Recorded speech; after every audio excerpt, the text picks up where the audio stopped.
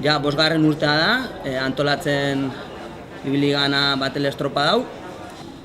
Argi utzi nahi dugu elkartasun estropa dela. Azkenen helburua dela festa egun honekin diru bat lortzea, elkarte batei edo persona konkretu batzuri edo beharra duten personei laguntzeko diru laguntza lortzea, eta horren eskutik festa egun bat, elkarten arteko festa egun bat lortzea. Aurten, lan batean lortuko diren irabazi ekonomikoak Tolosa Sahararekin elkarteari emango zaizkio. Ikusten dugulako urtez urte lan bolondrez bat iten dutela beraien denboa utziz Saharako bai famili, bai ume da behaien arteko bizikidetza pixkat hobetzeko. Estropada 11etan hasikoa eta errepikatukoa azken urtetako sistema berdina. Egongoia 3 da, txanda bakoitzen 2 kaletan ibiliko janak arraunlarik, eta gero berriz beste 3 txanda izango ja kalez aldatuko janak bai talde hauek.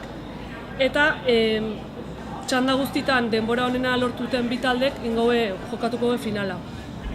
Esan, izango jala 2 txanda eta bai bizia bogakin. Gero, batelak aidian bitarten, bai eskainiko jala zerkausi mokadutxo bat hartzeko aukera izangoa, elkarte hauek jarriko belako zerkausi goran tabernatxo txiki bat edo. Eta gero festa ez da bertan amaituko, baizkita ordu bitan herri bazkaria egongoa zerkausin. Eta eguardin eta bai atxalden udaberri musikarekin kale jiran ibiliko ga. Eta bai esan, hemendik giro espezial bat sortu gala, bai egunerokon elkarte guztitako jende da biela hemen bai entrenatzen, bai gure arten izketan da, hori bai azpimarratu nahi genuke ez.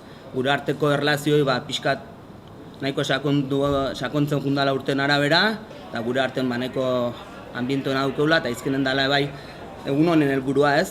Laguntza bat itxez aparte, gure arten bai ondo pasatzea, festa giroa izatea, eta nola ez bai eskertu tako hori ez. 2 helburu izaten dugu, bat giza laguntza, eta gero bestea denuntzia politikoa.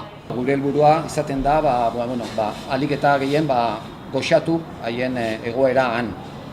Azkeneko urtetan bai eskola bat eraiki dugu eta baita anbulategi bat eraiki dugu han Basamortuan, eta urtero saiatzen gara hornitzea materialez bai eskola eta bai anbulategia.